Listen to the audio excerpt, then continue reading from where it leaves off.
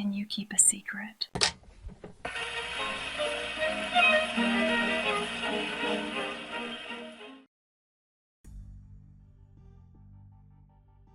Walton in continuation.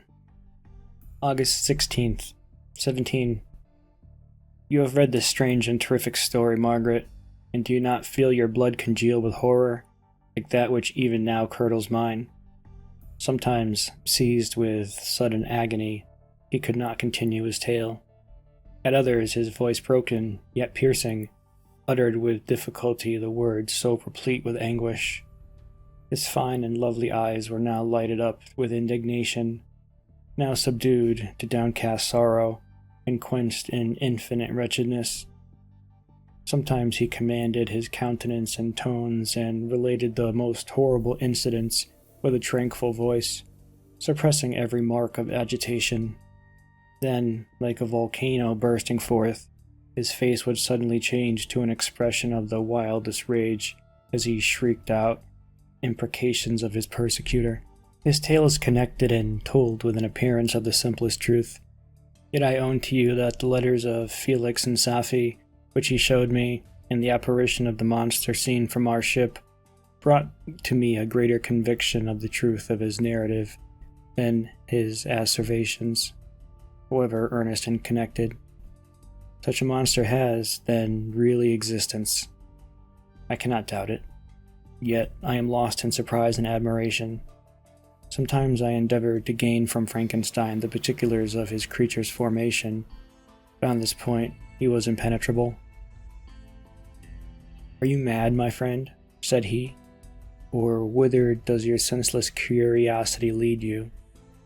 Would you also create for yourself in the world a demoniacal enemy? Peace, peace.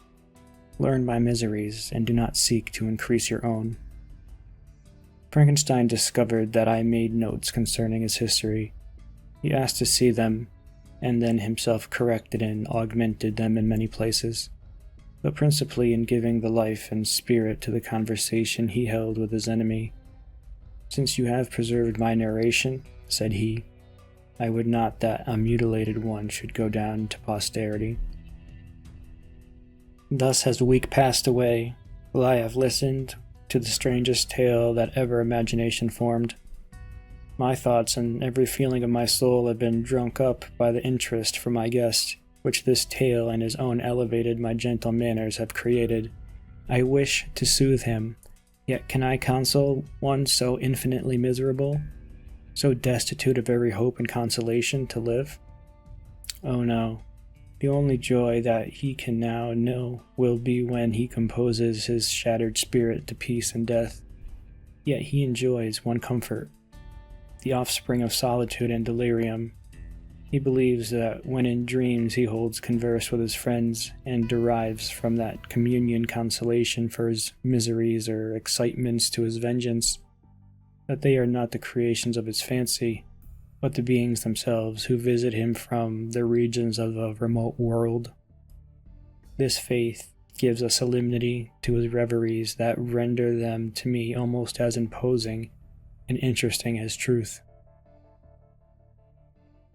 Our conversations are not always confined to his own history and misfortunes. On every point of general literature he displays unbounded knowledge and a quick and piercing apprehension. His eloquence is forcible and touching, nor can I hear him when he relates a pathetic incident or endeavors to move the passion of pity or love without tears. What a glorious creature must he have been in the days of his prosperity, when he is thus noble and godlike in ruin. He seems to feel his own worth and the greatness of his fall. "When younger," said he, "I believed myself destined for some great enterprise. My feelings are profound, but I possessed a coolness of judgment that fitted me for illustrious achievements. This sentiment of worth of my nature supported me when others would have been oppressed, for I deemed it criminal to throw away in useless grief those talents that might be useful to my fellow creatures. When I reflected on the work I had completed, no less a one than the creation of a sensitive and rational animal, I could not rank myself with the herd of common projectors. But this thought, which supported me in the commencement of my career, now serves only to plunge me lower into the dust. All my speculations and hopes are as nothing, and like the archangel who aspired to omnipotence, I am chained in an eternal hell. My imagination was vivid, yet my powers of analysis and application were intense. By the union of these qualities, I conceived the idea and execution the creation of man. Even now, I cannot recollect without passion my reveries while the work was incomplete. I trod heaven in my thoughts, now exulting in my powers, now burning with the idea of their effects. From my infancy I was imbued with high hopes and a lofty ambition. But how am I sunk?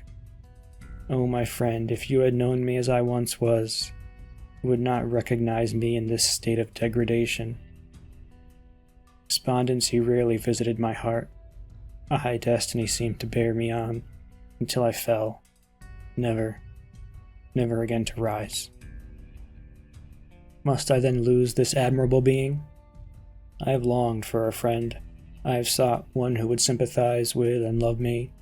Behold, on these desert seas I have found such a one, but I fear I have gained him only to know his value and lose him.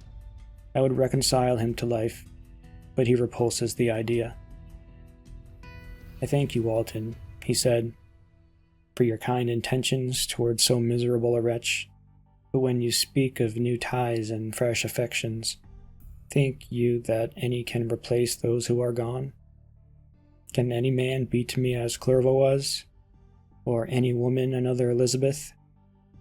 Even where the affections are not strongly moved by any superior excellence, the companions of our childhood always possess a certain power over our minds which hardly any later friend can obtain. They know our infantine dispositions, which, however they may be afterwards modified, are never eradicated, and they can judge our actions with more certain conclusions as to the integrity of our motives.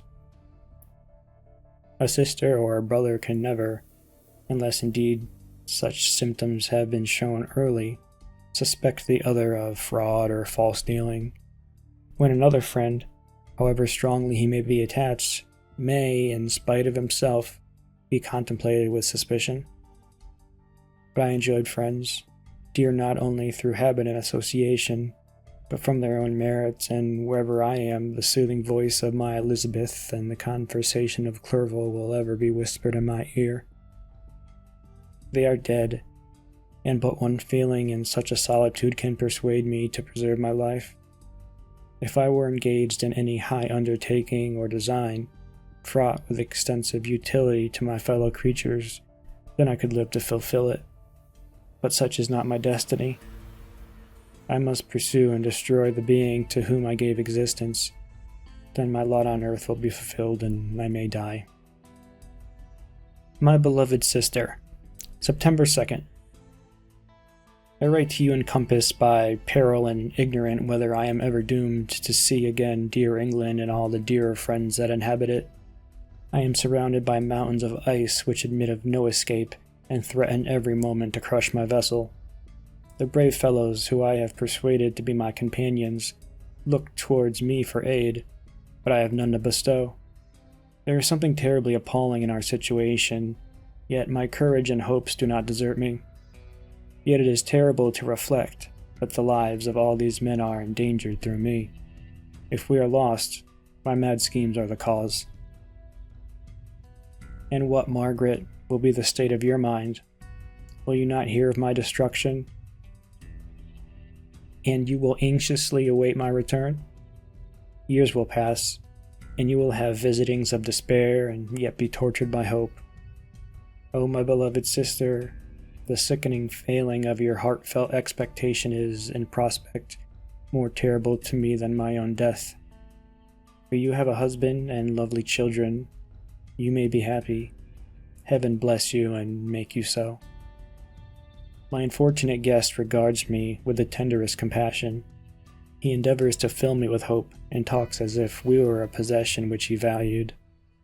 He reminds me how often the same accidents have happened to other navigators who have attempted this sea, and in spite of myself, He fills me with cheerful auguries. Even the sailors feel the power of his eloquence. When he speaks, they are no longer despair. He rouses their energies, and while they hear his voice, they believe these vast mountains of ice are molehills which will vanish before the resolutions of man. These feelings are transitory. Each day of expectation delayed fills them with fear, and I almost dread a mutiny caused by this despair. September 5th. A scene is just passed of such uncommon interest that, although it is highly probable that these papers may never reach you, yet I cannot forbear recording it. We are still surrounded by mountains of ice, still in imminent danger of being crushed in their conflict. The cold is excessive, and many of my unfortunate comrades have already found a grave amidst this scene of desolation. Frankenstein has daily declined in health. A feverish fire still glimmers in his eyes, but he is exhausted, and when suddenly roused to any exertion, he speedily sinks again into apparent lifelessness. I mentioned in my last letter the fears I entertained of a mutiny. This morning, as I sat watching the wan countenance of my friend, his eyes half closed and his limbs hanging lifelessly, I was roused by half a dozen of the sailors, who demanded admission into the cabin. They entered, and their leader addressed me. He told me that he and his companions had been chosen by the other sailors to come in deputation to me to make me a requisition which, in justice, I could not refuse. We were immured in ice and should probably never escape, but they feared that if, as was possible, the ice should dissipate and a free passage be opened, I should be rash enough to continue my voyage and lead them into fresh dangers, after they might happily have surmounted this. They insisted, therefore, that I should engage with a solemn promise that if the vessel should be freed, I would instantly direct my course southwards. This speech troubled me.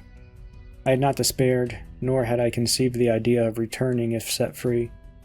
Yet could I, in justice, or even in possibility, refuse this demand? I hesitated before I answered, when Frankenstein, who had at first been silent, and indeed hardly appeared to have force enough to attend, now roused himself, eyes sparkling, and his cheeks flushed with momentary vigor. Turning towards the men, he said, "What do you mean? What do you demand of your captain? Are you then so easily turned from your design? Did you not call this a glorious expedition? And wherefore was glorious? Not because the way was smooth and placid as the southern sea, but because it was full of dangers and terror? Because at every new incident your fortitude was to be called forth and your courage exhibited? Because danger of death surrounded it, and these were to brave and overcome? For this was it an honorable undertaking? You were healthier to be hailed as the benefactors of your species, your names adored as belonging to brave men who encountered death for honor and the benefit of mankind. And now, behold, with the first imagination of danger, or, if you will, the first mighty and terrific trial of your courage, you shrink away and are content to be handed down as men who had not strength enough to endure cold and peril. And so, poor souls, they are chilly and return to their warm firesides. Why that requires not this preparation? Ye not have come this far and dragged your captain to the shame of a defeat merely to prove yourself cowards? Oh, be men, or be more than men. Be steady to your purpose, as firm as a rock. The ice is not made of such stuff as your hearts may be. It is mutable, and cannot withstand you if you say that it shall not.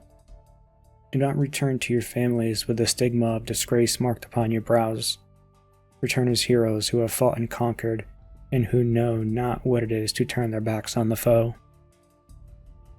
He spoke with a voice so modulated to the different feelings expressed in his speech, that an eye so full of lofty design and heroism, that you can wonder that these men were moved. They looked at one another and were unable to reply. I spoke. I told them to retire and consider of what had been said. I would not lead them farther north if they strenuously desired the contrary, but I hoped that with reflection their courage would return. They retired, and I turned towards my friend. He was sunk in a landsure and almost deprived of life. How will all this terminate? I know not, but I had rather die than return shamefully, my purpose unfulfilled. Yet I fear such will be my fate. The men unsupported by ideas of glory and honor can never willingly continue to endure their present hardships. September 7th. The die is cast. I have consented to return if we are not destroyed. Thus my hopes blasted by cowardice and indecision. I come back ignorant and disappointed. It requires more philosophy than I possess to bear this injustice with patience. September 12th. It is past. I am returning to England. I have lost my hopes of utility and glory, and have lost my friend, but I will endeavor to detail these bitter circumstances to you, my dear sister, and while I am wafted towards England and towards you, I will not despond. September 9th, the ice began to move, and roarings like thunder were heard at a distance as the islands split and cracked in every direction. We were in the most imminent peril, but as we could only remain passive, my chief attention was occupied by my unfortunate guest, whose illness increased in such a degree that he was entirely confined to his bed. The ice cracked behind us and was driven with force towards the north. A breeze sprang from the west, and on the 11th the passage towards the south became perfectly free.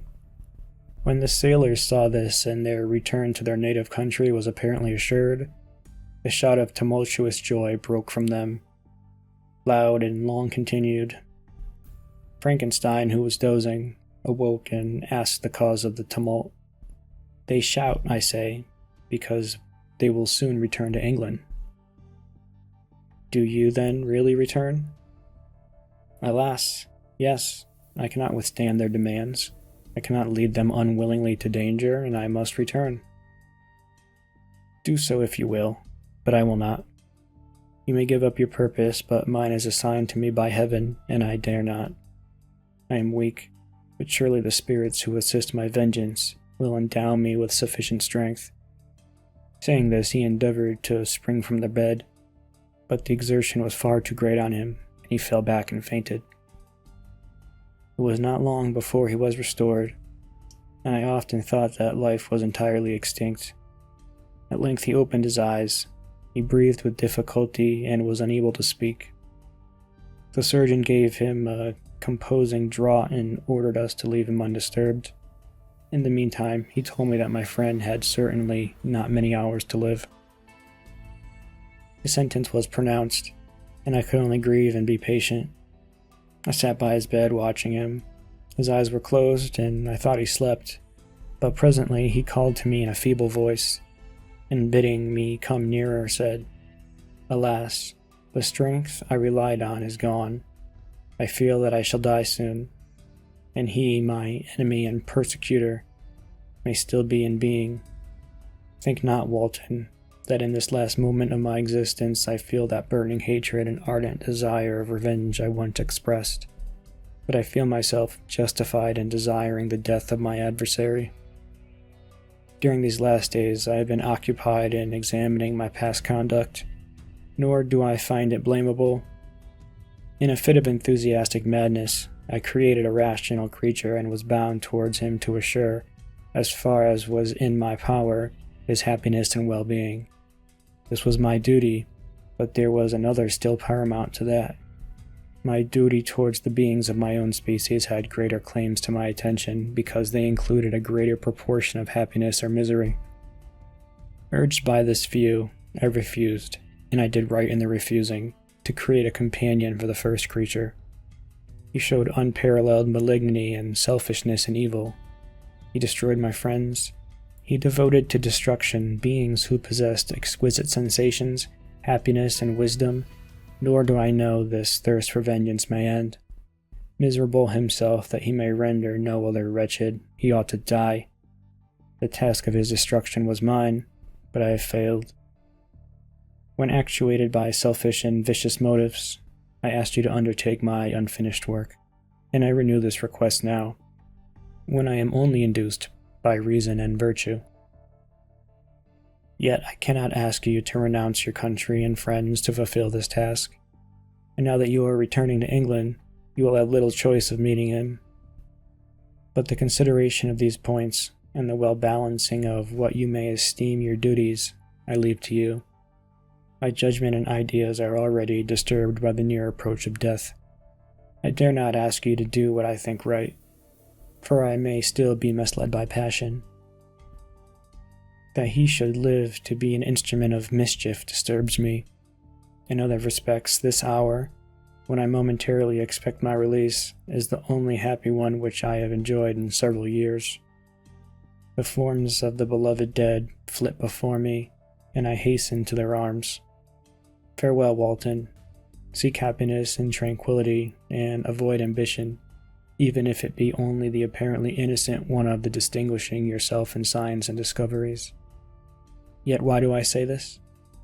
I have myself been blasted in these hopes. Yet another may succeed. His voice became fainter as he spoke, and at length, exhausted by his effort, he sank into silence. About half an hour afterwards, he attempted again to speak, but was unable. He pressed my hand feebly, and his eyes closed forever, while the irradiation of a gentle smile passed away from his lips. Margaret, what comment can I make on the untimely extinction of this glorious spirit?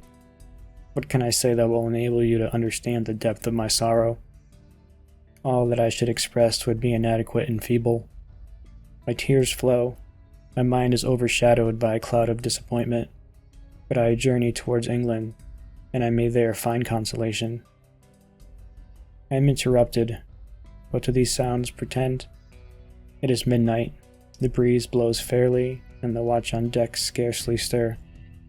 Again there is a sound as a human voice, but hoarser.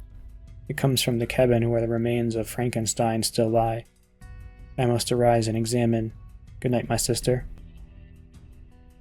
Great God! What a scene has just taken place. I am yet dizzy with the remembrance of it. I hardly know whether I shall have the power to detail it, yet the tale which I have recorded would be incomplete without this final and wonderful catastrophe. I entered the cabin where lay the remains of my ill-fated and admirable friend. Over him hung a form which I cannot find words to describe. Gigantic in stature, yet uncouth and distorted in his proportions. As he hung over the coffin, his face was concealed by long locks of ragged hair, but one vast hand was extended, in color and apparent texture like that of a mummy. When he heard the sound of my approach, he ceased to utter exclamations of grief and horror, and sprung towards the window. Never did I behold a vision so horrible as his face, of such loathsome yet appalling hideousness. I shut my eyes involuntarily and endeavored to recollect what were my duties to regard to this destroyer. I called on him to stay. He paused, looking on me with wonder, and again turning towards the lifeless form of his creator. He seemed to forget my presence, and every feature and gesture seemed instigated by the wildest rage of some uncontrollable passion. "That is also my victim," he exclaimed. "In his murder my crimes were consummated. The miserable series of my being is wound to its close. O Frankenstein, generous and self-devoted being, what does it avail that I now ask thee to pardon me? I who irretrievably destroyed thee by destroying all thou lovest. Alas, he is cold and cannot answer me." His voice seemed suffocated, and my first impulses, which had suggested to me the duty of obeying the dying request of my friend in destroying his enemy, were now suspended by a mixture of curiosity and compassion. I approached this tremendous being. I dared not again raise my eyes to his face. There was something so scaring and unearthly in his ugliness. I attempted to speak, but the words died away on my lips. The monster continued to utter wild and incoherent self-reproaches. At length I gathered resolution to address him in a pause of the tempest of his passion. "Your repentance," I said, "is now superfluous. If you had listened to the voice of conscience, and heeded the stings of remorse before you had urged your diabolical vengeance to this extremity, Frankenstein would yet have lived. "And do you dream?" said the demon. "Do you think that I was then dead to agony and remorse? He continued, pointing to the corpse, "suffered not in the consummation of the deed. Oh, not the 10,000th portion of the anguish that was mine during the lingering detail of its execution." The frightful selfishness hurried me on, while my heart was poisoned with remorse. Think you that the groans of Clerval were music to my ears? My heart was fashioned to be susceptible of love and sympathy, and when wrenched by misery to vice and hatred, it did not endure the violence of the change without torture such as you cannot even imagine. After the murder of Clerval, I returned to Switzerland, heartbroken and overcome. I pitied Frankenstein. My pity amounted to horror. I abhorred myself. But when I discovered that he, the author at once of my existence and of its unspeakable torments, dared to hope for happiness, that while he accumulated wretchedness and despair upon me, he sought his own enjoyment in feelings and passions from the indulgences of which I was forever barred, then impotent envy and bitter indignation filled me with an insatiable thirst for vengeance. I recollected my threat and resolved that it should be accomplished. I knew that I was preparing myself for a deadly torture, but I was the slave, not the master, of an impulse which I detested yet could not disobey. Yet when she died, nay, then I was not miserable. I had cast off all feeling, subdued all anguish, to riot in the excess of my despair. Evil thenceforth became my good. Urged thus far, I had no choice but to adapt my nature to an element which I had willingly chosen. The completion of my demoniacal design became an insatiable passion, and now it is ended. There is my last victim. I was at first touched by the expressions of his misery, yet, when I called to mind what Frankenstein had said of his powers of eloquence and persuasion, and when I again cast my eyes on the lifeless form of my friend, indignation was rekindled within me. "Wretch," I said, "it is well that you come here to whine over the desolation that you have made. You throw a torch into a pile of buildings, and when they are consumed you sit among the ruins and lament the fall? Hypocritical fiend! If he who you mourn still lived, still would he be the object. Again would you become the prey of your accursed vengeance. It is not pity that you feel. You lament only because the victim of your malignity is withdrawn from your power." "Oh, it is not thus, interrupted the being. "Yet such must be the impression conveyed to you by what appears to be the purport of my actions. Yet I seek not a fellow feeling in my misery. No sympathy may I ever find. When I first sought it, it was the love of virtue, the feelings of happiness and affection which my whole being overflowed, that I wished to be participated. But now that virtue has become to me a shadow, and that happiness and affection are turned into bitter and loathing despair. And what should I seek for sympathy? Am I content to suffer alone while my sufferings shall endure? When I die, I am well satisfied that abhorrence and opprobrium should load my memory. Once my fancy was soothed with dreams of virtue, fame, and of enjoyment. Once I falsely hoped to meet the beings who, pardoning my outward form, would love me for the excellent qualities which I was capable of unfolding. I was nourished with high thoughts of honor and devotion, but now crime has degraded me beneath the meanest animal. No guilt, no mischief, no malignity, no misery can be found comparable to mine. When I run over the frightful catalogue of my sins, I cannot believe that I am the same creature whose thoughts were once filled with sublime and transcendent visions of the beauty and majesty of goodness. But it is even so, the fallen angel becomes the malignant devil. Yet even that enemy of God and man had friends and associates in his desolation. I, am alone. You, who call Frankenstein your friend, seem to have a knowledge of my crimes and his misfortunes, but in the detail which he gave to you of them, he could not sum up the hours and months of misery which I endured wasting in impotent passions. For while I destroyed his hopes, I did not satisfy my own desires. They were forever ardent and craving. Still I desired love, fellowship, and I was still spurned. Was there no injustice in this land?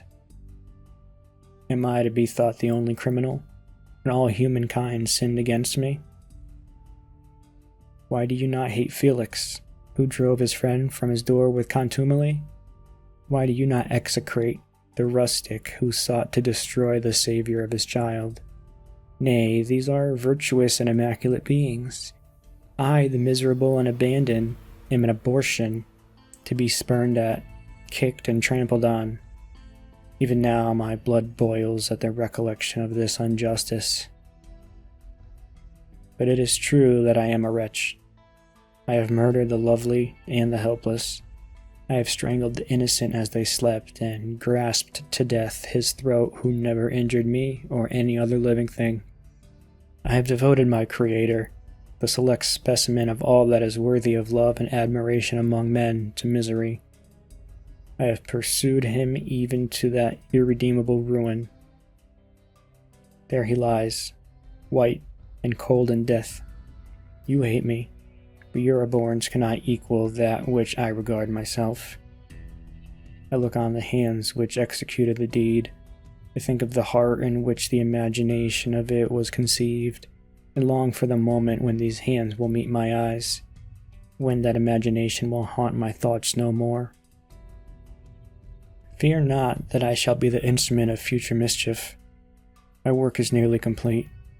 Neither yours nor any man's death is needed to consummate the series of my being and accomplish that which must be done, but it requires my own.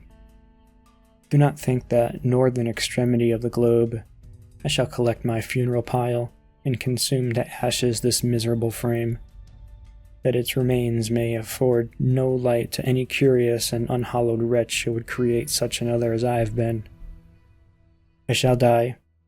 I shall no longer feel the agonies which now consume me, or be the prey of feelings unsatisfied, yet unquenched. He is dead who called me into being, and when I shall be no more, the very remembrance of us both will speedily vanish. I shall no longer see the sun or stars or feel the winds play on my cheeks. Light, feeling, and sense will pass away, and in this condition must I find my happiness. Some years ago, when the images which this world affords me first opened upon me, when I felt the cheering warmth of summer and heard the rustling of the leaves and the warbling of the birds, and these were all to me, I should have wept to die. Now it is my only consolation. Polluted by crimes and torn by the bitterest remorse, where can I find rest but in death? Farewell. I leave you, and in the last of humankind whom these eyes will ever behold. Farewell, Frankenstein. If thou wert yet alive, and yet cherished a desire to revenge against me, it would be better satiated in my life than in my destruction. But it was not so. Thou didst seek my extinction, that I might not cause greater wretchedness. And if yet, in some mode unknown to me, thou hadst not ceased to think and feel, thou wouldst not desire against me a vengeance greater than that which I feel. Last as thou wert, my agony will still superior to thine. For the bitter sting of remorse will not cease to rankle in my wounds until death shall close them forever. But soon, he cried with solemn enthusiasm, I shall die, and what I now feel will be no longer felt. Soon these burning miseries will be extinct. I shall ascend my funeral pyre triumphantly, and exult in the agony of the torturing flames. The light of that conflagration will fade away, my ashes will be swept into the sea by the winds, my spirit will sleep in peace, or if it thinks, It will not surely think thus. Farewell." He sprang from the cabin window as he said this, upon the ice raft which lay close to the vessel. He was soon borne away by the waves and lost in the darkness and distance.